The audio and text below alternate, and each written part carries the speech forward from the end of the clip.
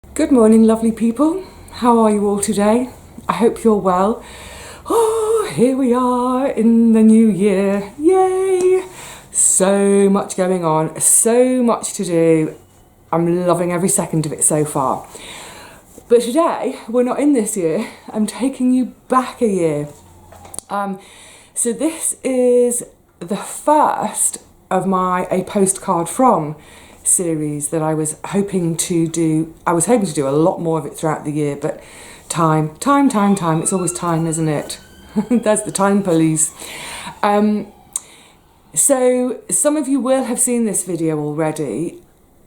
It came out, I think it was the very beginning of February last year, but within 24 hours of me releasing this video, I had a warning from YouTube that I had done a copyright violation. I was mortified, absolutely mortified, because, you know, I would never, ever knowingly step over that line of copyright of someone else's intellectual or artistic property. I would never in a month of Sundays do that, ever. So when that happens, you have to take your video down, basically. So I did. I'm a good girl. I am a law-abiding citizen. I like rules. I stick within rules. So it seemed a shame because I had such a lovely day. I want to look at the video myself again. Never mind sharing it with you guys. Yeah, it seems such a shame because obviously there's a lot of work goes into editing and all of that kind of stuff. Now, the simplest thing to do when that happens is you remove the content that has the copyright infringement on it. Simple. And that's what I've tried to do now, so that hopefully this video is allowed.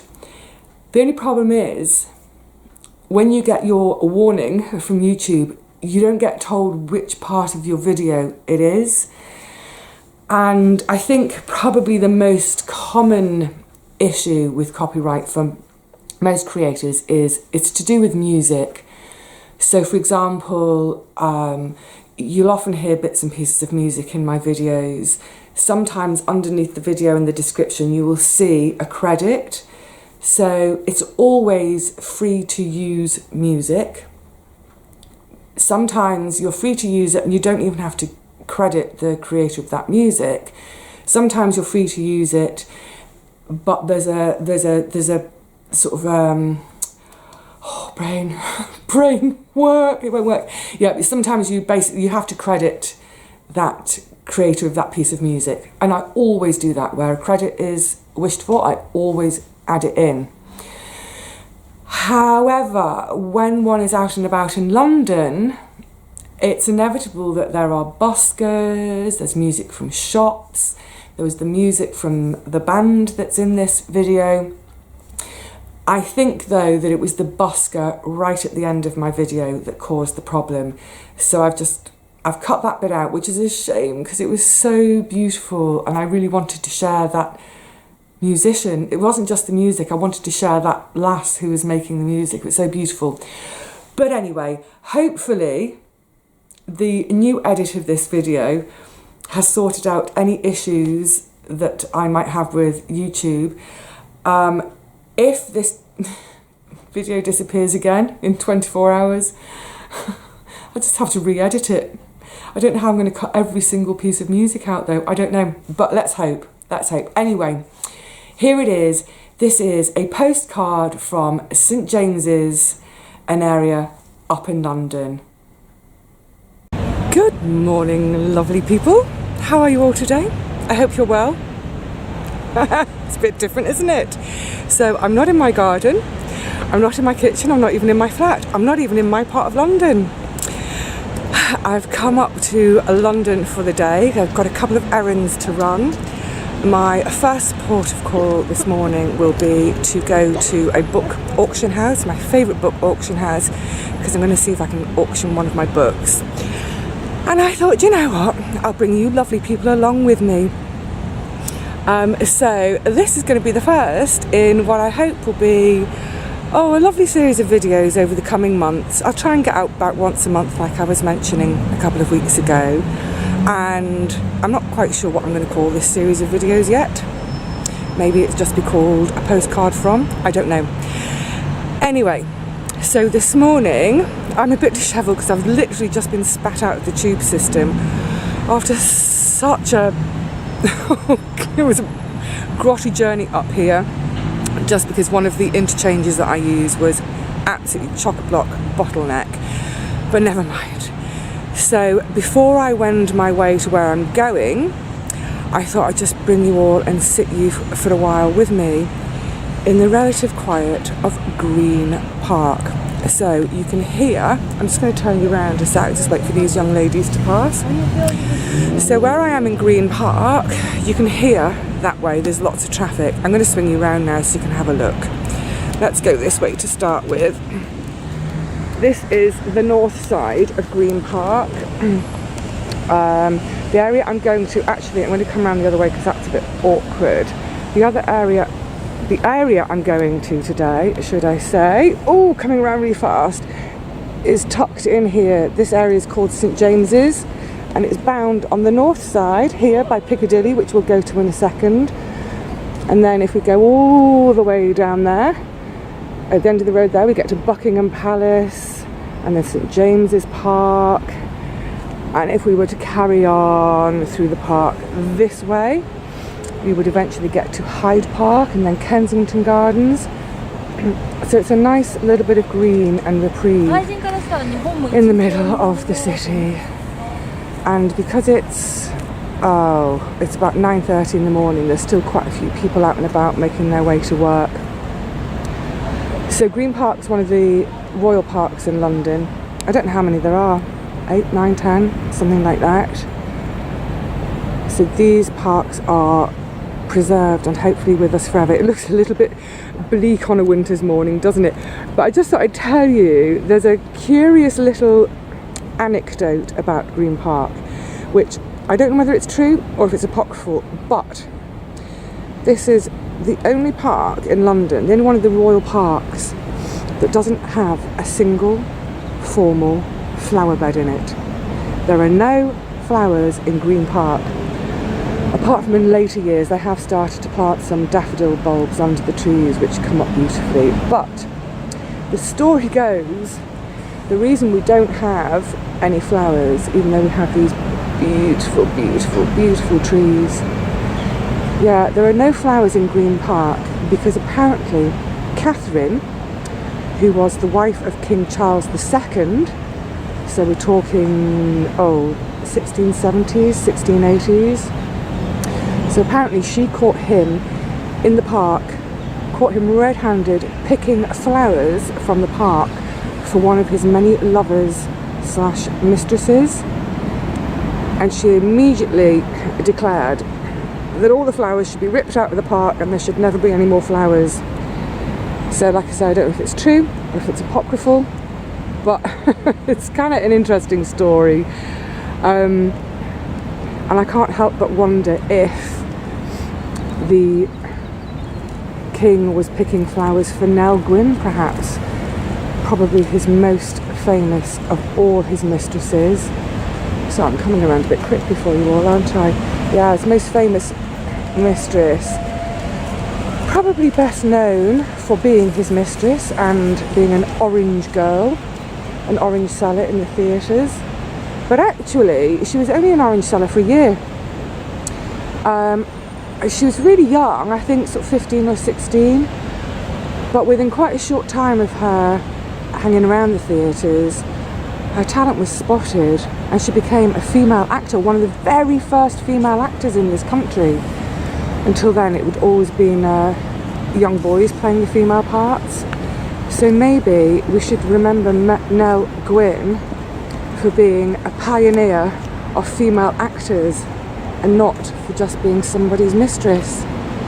Right, so I'm going to start walking now. We're going to head in that direction onto Piccadilly and then we're going to drop down into St James's, but we'll have a little chat as we go. So I've just come onto the main road. You may not be able to hear me because the traffic is really noisy. But this is, I've just come onto Piccadilly, so let me just get you your bearings. That's the park there, that big white space. And this first building on Piccadilly is, can you see that? It's the Ritz, yeah, and all that. And if we go right down to the end of Piccadilly here, we get to Piccadilly Circus, which leads us to Regent Street, and then that goes all the way up to Oxford Street, which is the hideous shopping area. But it's so crowded here, I want to get off this main road and start my little adventure in St James's. Okay, so I'm still on Piccadilly, so just before I leave Piccadilly to go to St James's, I'll show a couple of my favourite places. This is a building called Burlington House, and it's the home of our Royal Academy of Arts.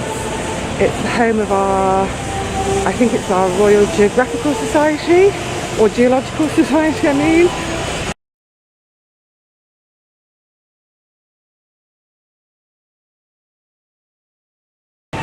And I've come in to the lovely relative quiet of the Burlington Arcade. I can't remember off the top of my head when this arcade was built. Oh, it's kind of high Victorian, I think. I'm not sure. But it's some swanky shops, but at least it's quiet. Now the thing is, if you ever come to London and you ever come to Burlington Arcade, there's something you need to know. And that is, it is considered the height of bad manners and the height of bad fortune to walk through Burlington Arcade with your umbrella raised. So if you come here on a rainy day, as you approach the arcade, please put down your brolly. It is not the done thing to walk through Burlington Arcade with your umbrella up. So having left the hubbub of Piccadilly, I'm now making my way down this street on the end here. This is St James Street, but I've taken a little detour to show you the street I'm on now, which is Jermyn Street. Jermyn, Jermyn. Now, this whole area of St James is very, very much about the boys. This whole area is full of gentlemen's clubs, and Jermyn Street, if I pan around this way, you can see it's all about the gentlemen's shops. So this is a shop, gorgeous old-fashioned shop actually. Let's go across the street and have a look.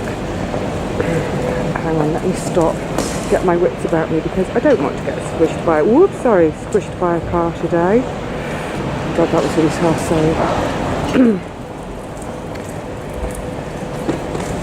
so good old-fashioned, look at that, men's shaving shop. Everything you could possibly need for a bit of grooming. And the whole of this St Jermyn Street is like this. It's either these shops for male grooming, or look, hats for chaps. Sorry, the light's not helping us, is it, with the reflections? Yeah, so grooming, hats, gentlemen's outfitters. Gosh, that's a very bright blue pair of socks, isn't it? I'm not sure I'd go that bright. Yeah, literally everywhere you look on this street, we've got shirt makers, shoe makers, and it probably goes without saying, it's all very, very expensive. This is not the kind of place that probably any of you or I would shop. Look, scarves, ties, shirts, everything you could possibly need as a chap being on this street. Beautiful shoemakers, gorgeous shop fronts as well, really, really beautiful. That must have to get polished every day. Lovely, and so it goes on. But for now, I'm going to concentrate on getting a little bit closer to my destination. More shoes. Oh look, they're on sale. How much are they when they're on sale? Look at that. Oh, they're only 215 quid now. I'll have 3 pairs, thank you very much. Look at that. They're only 275. What a bargain. Let's have 10 pairs. Oh my giddy goodness. but it's all rather beautiful. So I'm going to head back onto St James's and get myself around the corner. Actually, just before I do, look at this shop. This is fab. Talking of brollies in Burlington Arcade. Here is a brolly shop. Oh, the brollies. Walking crooks for the shepherd in your life. Walking sticks. Wow, look at these cane toppers. Kind of like the birdie one. Fabulous. Something frilly for the lady in your life. Imagine it. Oh my goody goodness. Right, I'm getting myself distracted and I need to get on with my journey. So as I come to the end of St James Street, I'm going to turn left onto Pall Mall. So right now I am bordered on this side by Green Park. On the other side of St James's Palace, which I'll talk about in a second, is St James's Park, and to the left all the way to the bottom of Pall Mall we come out to Trafalgar Square.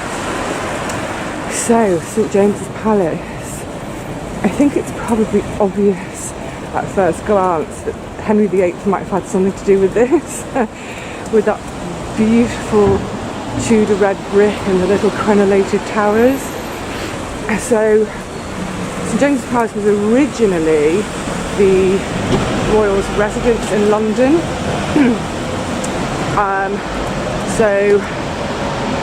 I'm forgetting my kings and queens now, but, oh, hang on, noisy coach going around the corner. That's the thing about filming in London. You're always battling with the traffic. Yes, it was the main royal residence in London until Buckingham Palace came into being, which was started in, I think it was, I don't know, 1780 or something like that, going into the early part of the 19th century. So going into the 19th century, this was no longer a royal residence, but became more of a place for sort of royal entertaining, shall we say. It's currently, I believe, the official residence of Princess Anne and Princess Royal and Princesses Beatrice and Eugenie. Although one of them got married recently, didn't she? So she's obviously moved out into a different palace. But yeah, so now we're going to wend our way up Pall Mall to find my auction house, and I'm going to show you one of the gentlemen's clubs as well because I think it's great. So like I'm saying, right at the end of this road we tip out into Trafalgar Square. So I'm just going to take another slight detour. I'm going to give you your bearings again. Oops, coming around really fast. Morning, Bobby. So I was just on the street corner there looking back this way at St James's Palace. So I'm on the side of St James's Palace. Look, this is a sad fact of London life now, isn't it? Barriers everywhere. But never mind that. So I'm coming around the back of St James's Palace because I'd like to take you to show you quite quickly Clarence House. So like I'm saying, you know, in recent years obviously London's had its fair share of troubles, and what it means is a lot of places that one could get really quite close to are being more and more barriered off. So this is still all part of St James's. I'm just going to go right around the back. This park we're heading towards, you can see the gilt on the gates.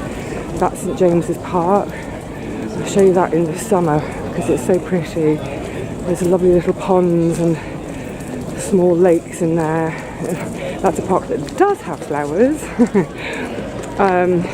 There's a gorgeous little dock house on an island. It's really, really lovely, but I think we'll wait for summer to see that so we can make the most of all the flowers and the greenery. So I've come in a great big circle right around the back of St James's Palace to try and show you a glimpse of Clarence House. But of course, what I'm now getting is, can you see the big white building up ahead? Some of you may recognise it. Yes, that's Buckingham Palace. But that's not what I want to look at today. So if any of you are following me on a map with this video, you'll see that I started at Green Park Tube. I was in Green Park for a little while, saying that if I took the path one way it would get me to Buckingham Palace, but I didn't go that way, I went the other way. But because I want to show you Clarence House, that's a fine sight, isn't it? Morning! What a fine sight. I've had to come all the way around the back because of blockages that have been done in recent years. Here we go. So I was asking one of the coppers on the other side, how can I get to Clarence House these days? And he said, well, you have to go around the back, but don't step over the chain. It's like, I certainly won't step over your chain. So this building here, this is Clarence House, the back end of Clarence House. Some of you may have heard of that before. Oh, there's a tall party next to me, shut up! This was the residence of the Queen Mother, and after her demise it became the official residence of Charles and Diana. Now, you may be getting the impression that I'm some massive royalist. It's not that, it's just, this is very much a part of my everyday London. There are the guardsmen, standing absolutely perfectly still. You know, when I first used to come to London as a kid, you could go right up to the guardsmen and have your picture taken with them. But I think that'll be frowned upon these days. Not just frowned upon, you wouldn't get anywhere near them. So, the thing about Clarence House, as you see it now, let's just pan back out. Woo, my goodness, that's so fast. Oh, I don't care, Tony, my hands are cold. It looks in immaculate condition, doesn't it? It had 7 bells knocked out of it during the Blitz. So the majority of it that you see today is not original. It's an absolutely massive restoration job. I can't remember exactly, I think it was Nash. I think it was Nash was the original architect. But very, very little of the original is left thanks to the Blitz from 1940 to 41. So, looking back that way, there's Buckingham Palace.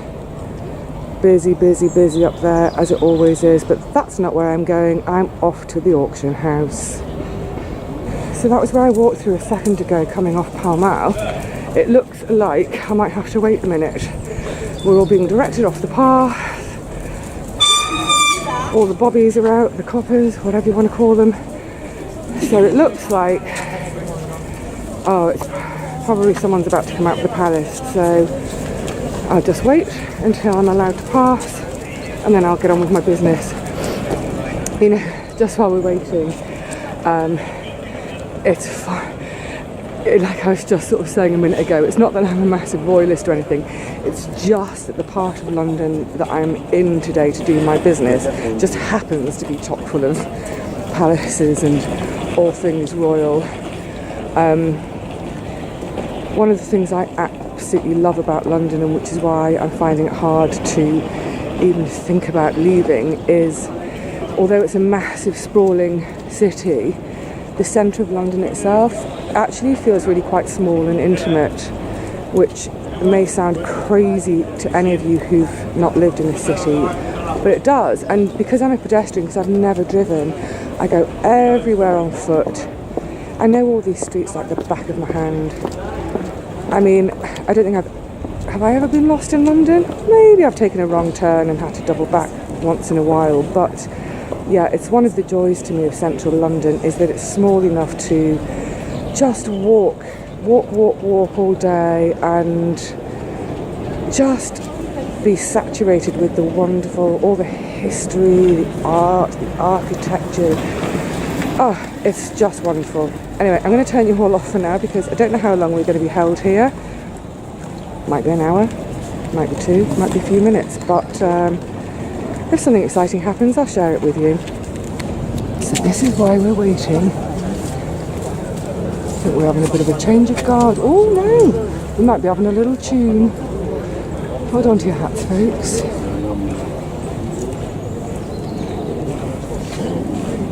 Sorry it's wobbling, I'm having to hold it high.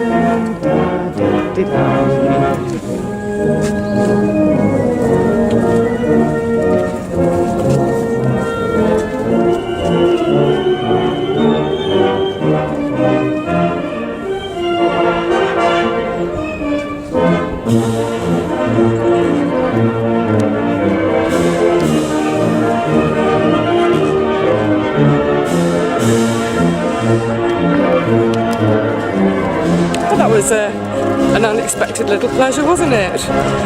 But enough already. I've got an appointment to keep. We need to go now, let's go! Massive party of tourists here. Look. Oh, you see, that's what I love about London.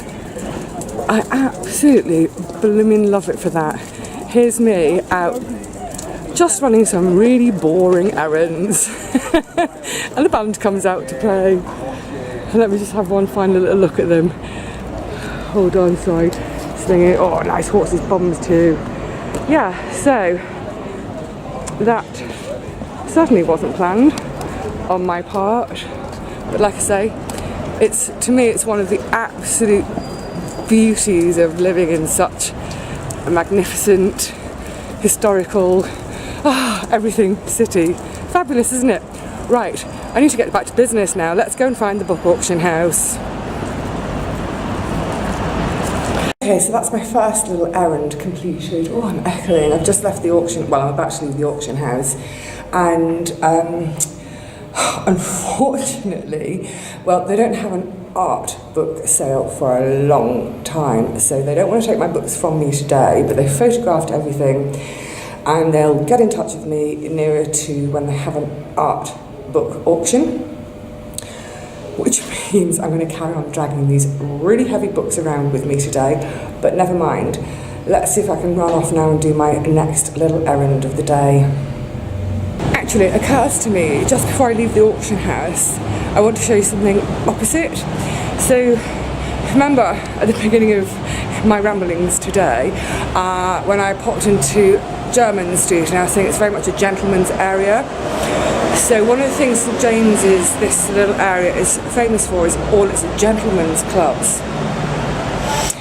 But pretty much opposite me, I'm going to swing you around now, is one that stands out rather. Now, it's not much to look at.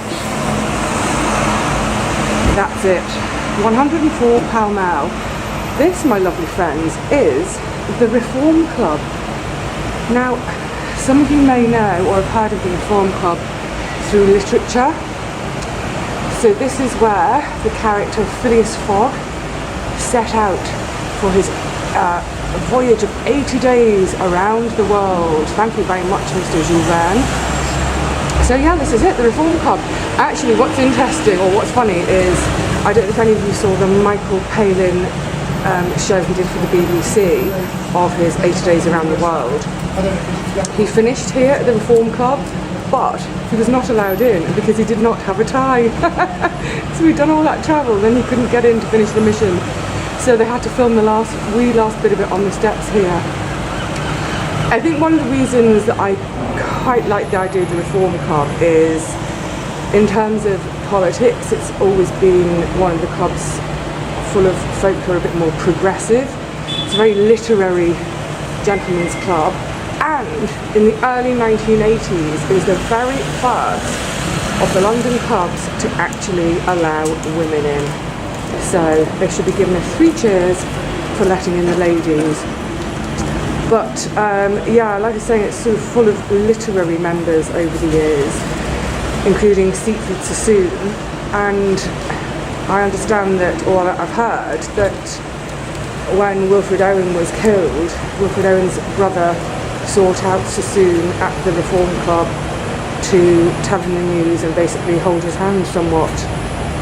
And later on, Sassoon penned one of his poems is called, I can't remember the exact title, but I think it's called something like Lines from the Reform. So there we go, the Reform Club. The first gentleman's club, being hidden now by a big number 9 bus, the first ever gentleman's club to allow women in. Actually, I've just seen that bus go past, it's a number 9.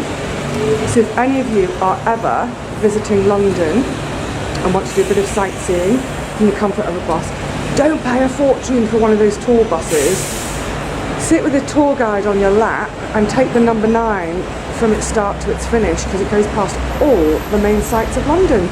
It's fabulous. That used to be my local bus when I was getting in from where I lived in Kensington, coming into town. But there we go. The Reform Club on Pall Mall. Actually, also something to note is, as we look up, oh, there's always building works. Pall Mall was the first street in London to be lit with gas, I think. There we go. Little bits of tittle-tattle of info, gossip and what have you. Right. I need to see if my legs can hold me up now to go on to my next mission, which is to a bookshop. So I've now walked up to Piccadilly Circus. Oh, it's a little grotty on a grey day and so noisy with the traffic, but that's the Statue of Eros. The street going up ahead there. And, oh, more buses. They're going to block the views. And here. This all goes into what we call Theatreland. This is all our theatres. And of course, the big old advertising hoarding. I think it's sort of like the miniature version of Times Square. But yeah, oh, traffic fumes. It's so busy up in town, and because I've got all these really heavy books with me, I'm going to hop on the tube to go to my next destination. It's only about 4 stops, but it'll just save my legs and dragging this really, really heavy trolley full of all my bits and bobs. So yes, I'm going down. I'm going to go and take a tube train. It isn't much quieter down here, but at least it will save my knees a little bit of the effort today. Down, down, down we go. I'll swap lines shortly. I'll get one train and then I'll swap lines and I'll be going even deeper underground. But what a marvellous system. It makes life so much easier when above ground it's so busy and hustly bustling. Sounds like we might have a busker down here too. Right then, round we go. There we go, we're going to be going down a bit more now. Goodness. Well, what's your taste in music?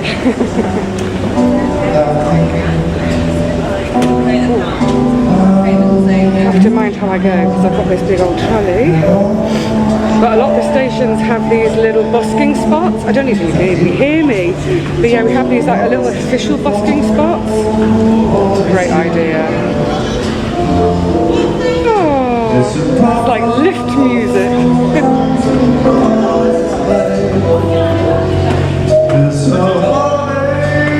Here we go.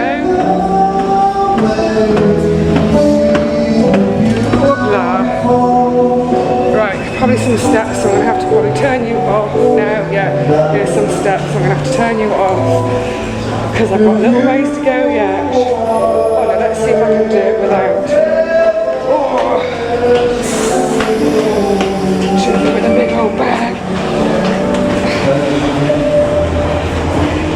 There we go. So,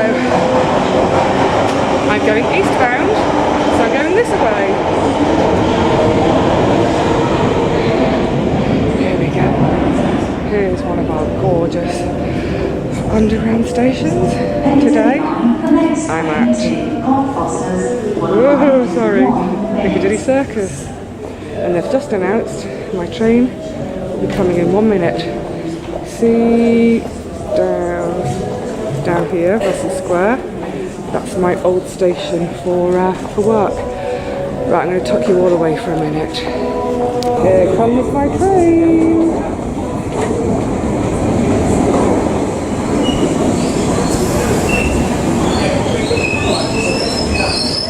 Right, let's get on.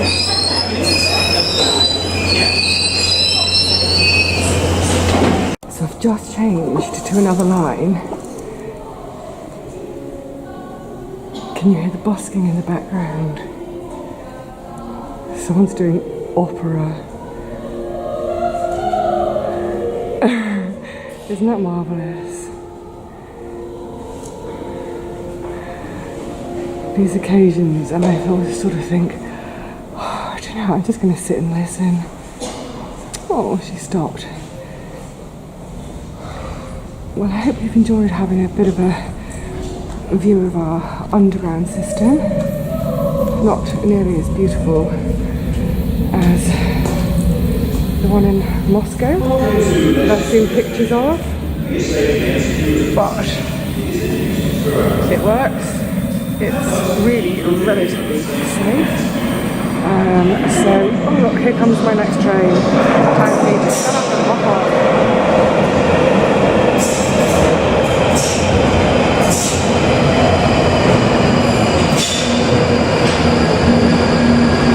See you outside.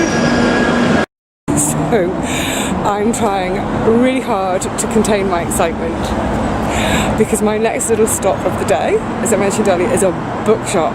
Not just any bookshop, I'll show it to you in a second. For Christmas I was given book tokens. Oh. Now the thing for me is I pretty much get all my books second-hand shops, charity shops, that sort of thing. So for me to go into a new bookstore, it's a rare treat. I'm just going to show you where I'm going. This is this is Waterstones. This is 5 glorious floors. Actually, do you know, I'm going to go to the other side of the street so you can see better. Hang on a tick. So yes, as I was saying, this is 5 glorious floors. There's a basement too of book heaven. They do sell second-hand right alongside new books. So I'm going to have such a fun rummage. It's actually Europe's largest academic booksellers. Let me just see if I can get you a little closer shot. We're right on the edge of the West End now. We've pretty much left the West End. Oh, traffic lights have changed, it's going to be noisy. We've left the West End and we're now in an area which borders up the road a bit, going that way. University College London and Forward example, if we were to go a bit further that way, the hospital I used to work at. So this wonderful, wonderful shop that has a little bit of everything. Also, right on cue, someone's gone in the bus lane. They specialise in academic books, like I was saying, but particularly science and medicine. So many of my medical books came from here. Right, that's enough chat. I want to get in there and rummage. It may be dark by the time I come out. Yay! Oh, isn't this a sight to gladden the heart? I'm going to have to be a bit quiet, because it is quiet. I'm on the second floor, which used to always be my old haunt, because it's where the medical texts are. But let's just scoot past, because people are trying to read. It's also where all the sciences are, including natural history, which is what I'm looking for today. Oh, look at all the bird books. Right, I'm going to put you guys away for a while whilst I go find the section I need. Oh, this really is my idea of heaven. I'm already spotting some of my favourite writers. This is just stuff set on a little trestle table. This is where I'm going to properly have a good look at nature writing. Let's have a look. Oh, I want everything.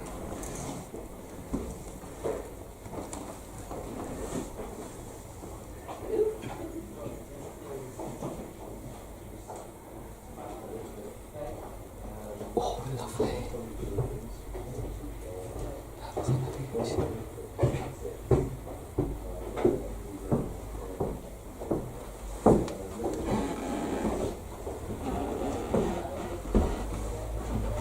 Oh, that looks interesting. How do I put recipes, values and rituals? Right, I'm going to put you all down again. I need to start reading. Oh, I'm salivating. Now this is one of my other favourite things about London, is the little teeny tiny tucked out of the way pubs. And the thing is, I've got a little bit of change left over from my Christmas money. There's a teeny tiny narrow little alleyway next to it. That's where people are appearing from. They're coming in from the alleyway, not the pub. Yeah, I've got a teeny tiny little bit of money left over from my Christmas presents. My knees are killing me. I'm done in, so I'm going to go and have myself a pint. Yay! So just in case you're wondering, it's just a little cut through, just to another street. But actually, it's the pub I'm after. So yes, just getting out of those people's way. Let's go and get ourselves a nice pint. Okay folks, so something to bear in mind if you ever come to London is quite a lot of our buildings are kind of old, and we have rather steep, narrow staircases. This vertiginous sight is the staircase up to the ladies' lavvy up there within the pub. So yeah, modern buildings, of course, they're disabled access or disabled accessible, but a lot of places you're looking at very, very steep, worn stairs. So, hold on to the handrail and ascend to the throne. Look at it gaping up there. Right, I will need to get back to my pint. Ah, that's a happy sight on a chilly day, isn't it? So I'm just gonna hide out in the pub. It's just a single room, this little pub. Gorgeous, it is a favourite. Anything I can do to help, let me know. I'm having this. So I've grabbed myself a little bench by the fire. Just quickly flash around that way. Just a couple of, there's the bar, just a couple of people in. Oh, they always have. Look, while I catch you up they always spend on. money, always- You're coming round to me. The way There you are. So, cheers everyone. I hope you've enjoyed coming and having a little wander with me today. So, the last time you saw me properly, I was in Waterstones up in Gower Street. Can you hear me over the hub? I love the hub.